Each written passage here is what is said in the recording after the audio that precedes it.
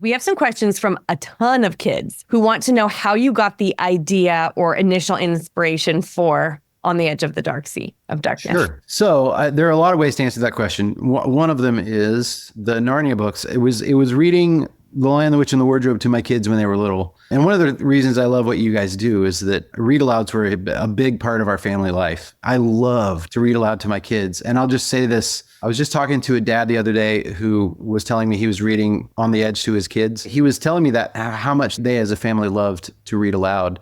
And I was like, just soak it up, because there was a last read aloud with our kids. And I didn't know it. You know what I mean? You don't know it when it's happening. But you look back and you're like, whoa, we haven't done that because our kids are all grown and married.